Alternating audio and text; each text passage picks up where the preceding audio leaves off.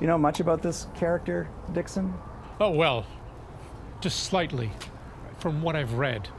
And as you pointed out, John, what I may be reading may be wrong. The problem is that there's so many lies and half-truths when we look at biography that we're uncertain whether what we're reading is fact or fiction. Well, it's also the person Dixon. I read that he wasn't really an honest guy either. Well, sir, that's quite an accusation. I'm sure that if you had asked his sisters, that they would say his character was above reproach. What would George say, though? He would say, be careful of bias. When you're reading this material, you have to be objective, but there's very little known about Dixon's early life. Except for what he tells us. The information that we have is scant. Memory can also become a type of fiction, too. Got it. I'd like to remember something this way as opposed to how it really happened.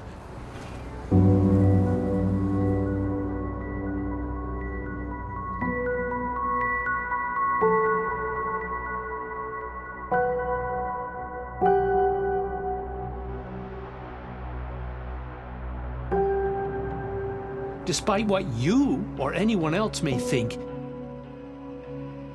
it was I who invented the motion picture camera.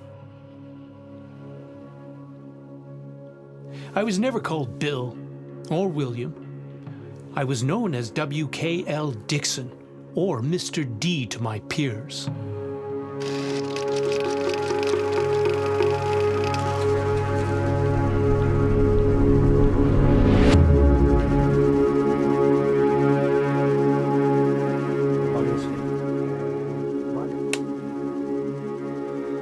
Dixon was known for his elastic relationship with the truth. That's part of the fascination of the story. We know certain things not to be true. You kind of want to believe that it happened. Romantic stories about inventors are based on this idea of the inventor as a hero. And the hero, as part of a narrative, comes out of the romantic writers of the early 19th century. These narratives focus on heroic deeds and heroes that are struggling in order to accomplish something.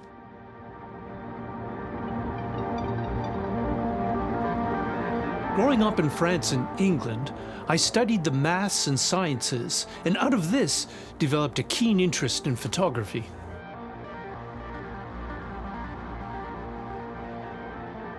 Dixon invented a motion picture camera, but there were other inventors that were working on the same idea at the same time. It was a race to invent the first motion picture machine. What's fascinating is that Dixon desperately wants to be associated to this world of Edison. At the age of 19, I wrote to Mr. Edison, stating my sincere desire to work for his company. I foolishly spelt his name E-double-D-I-S-O-N. He actually gets a letter back saying, no, we don't have any jobs available. I wasn't deterred. He then packs up his mother and his sister anyway, convinces them they should move to the United States. In May of 1879, I traveled to America with my mother, Elizabeth, and my two sisters, Eva and Antonia. We risked everything.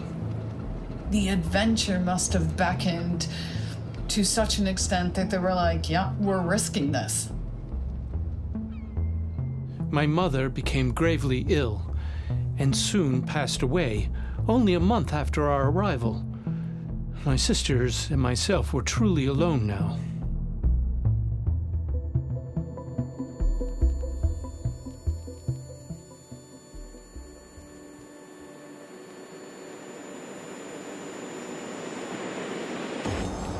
Edison's work with vision It's rooted in late 19th century goals of understanding as much of the human experience as they possibly could, including using technologies to study vision, to study sound, to study all the human experiences. The family hardship made it more important than ever to work for the great man, the Wizard of Menlo Park. Thankfully, in 1883, I became employed by the Thomas Edison Company. I had to work very hard to prove my worth, but soon I was working directly with Mr. Edison. When there was a lot of activity going on, this would have been a very busy place with a lot of different things going on at the same time.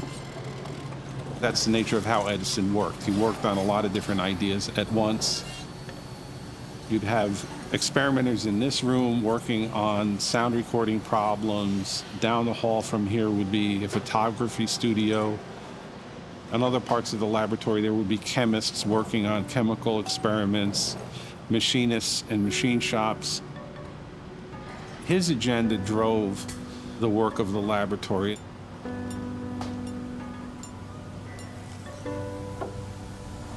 My understanding of photography led Edison to assign me a project of working out the mechanisms of a motion picture machine.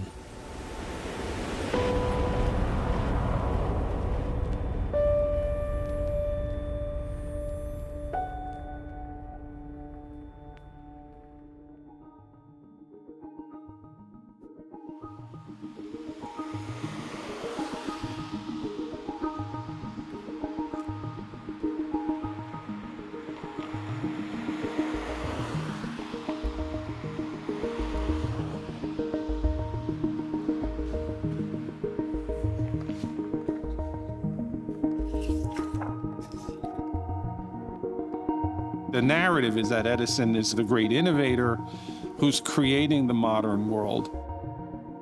And I think the reality is a little bit more complicated than that. In the case of motion pictures, it has a lot to do with late 19th century thinking to use photography to better understand the motion of humans and animals. Our mission was to create the perception of uninterrupted motion, a persistence of vision.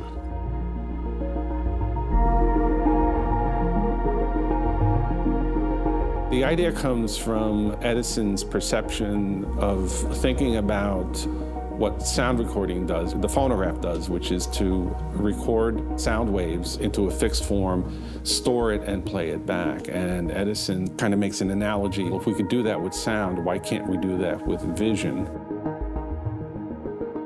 Influencing that are a number of things. One is Edison's awareness of optical toys like the zoetrope, which employ a phenomenon called the persistence of vision. He's also aware of and meets with Edward Muybridge, who using photography to study motion. What we need to understand is the revolutionary idea of what Muybridge did. Muybridge, of course, very famous for the horse coming off the ground with its 4 feet. This is allegedly what Edison saw. Edison invited Muybridge to come visit them. That very much puts all these people together in a room. Edward Muybridge, in his innovative technique called chronophotography, this is what inspired us. Muybridge had created pictures in motion, but not motion pictures. This is what Edison and I were intrigued with. In these first tests, the motion was staggered, but there was the illusion of motion.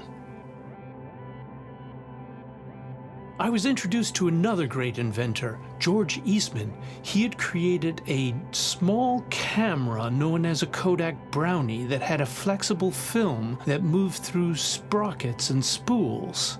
It was made of a cellulose film. The invention of the flexible film by George Eastman is, of course, arguably one of the bigger transitions in the story. That's when the story really propels forward.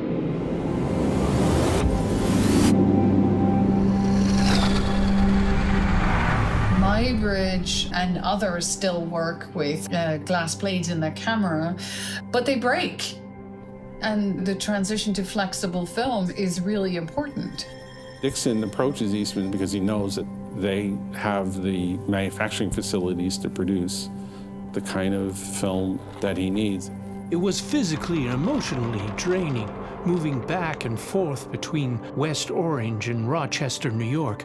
I was exhausted to the breaking point. Dixon was very specific about the thickness of the film that he wanted, the size of the film, the nature of the emulsion on the film, and so was working very closely with George Eastman to get the film that he needed. The 35 millimeter with the 4 perforations next to each image, that became the industry standard until just only a few years ago. Edison would say to me, "Good, you've got the trick now. Just work like hell."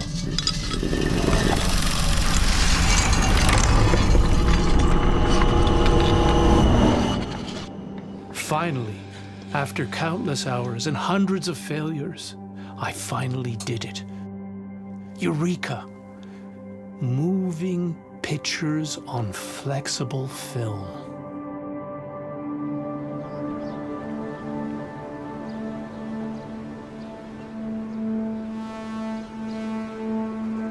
Everybody wanted to be the first. This is about legacy. This is about how you get attributed in the bigger history of these things. So from the vantage point of intellectual property, if you speak about patents, being the first is the only thing that matters.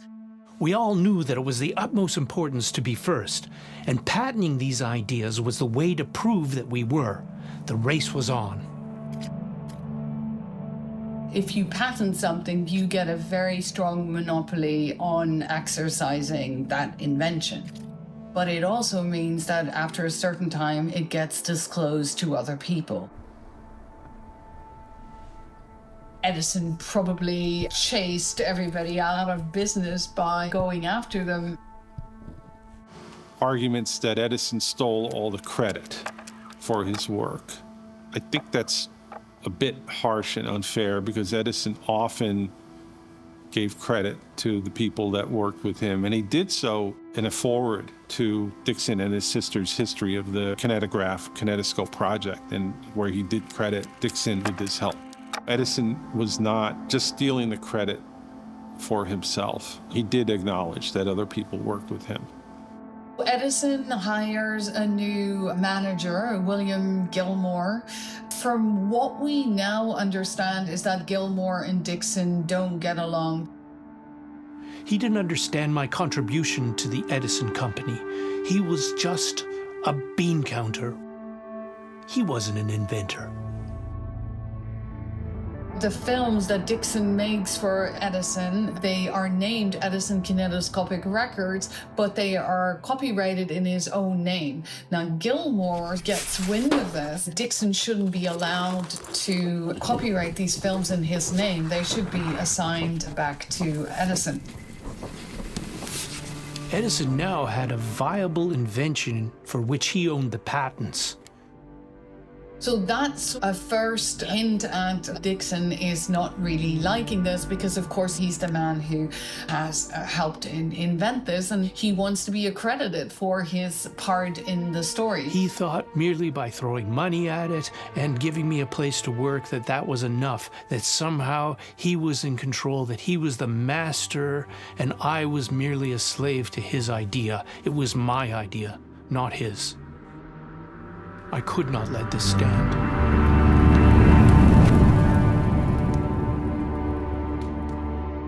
April April 1895, he quits over a dispute. They just don't get along, and it becomes this spat of like, either you have to choose either him or me, and then Edison chooses the plant manager because allegedly he needs him to run the business. Dixon then, I don't know, is hurt in his pride and actually leaves.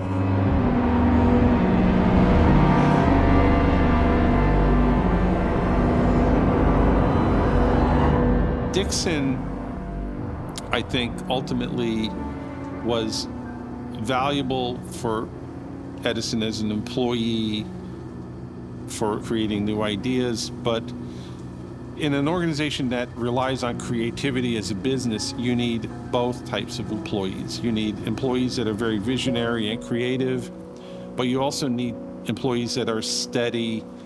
To the end of my days, I struggled in vain to prove that I was indeed the inventor of the motion picture camera, so that I may rightfully take my place in the annals of history. Motion pictures is not just an invention of one inventor. We know that a lot of different inventors were working on this idea at the same time. They were influenced by broader social, cultural, political, economic ideas and concepts. In the case of motion pictures, they're really the development of a collaborative process as opposed to the work of just one heroic inventor. I believe Dixon dies in 1935 or so, right up until the end of his life. He's constantly trying to rewrite the story with him in it, or not even rewrite the story, but write the story with him in it.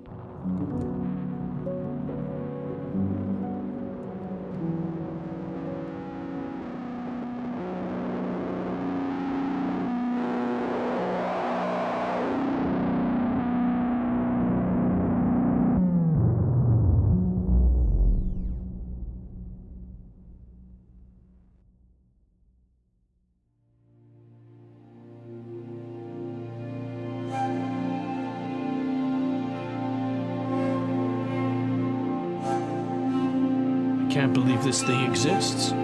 What do you call it?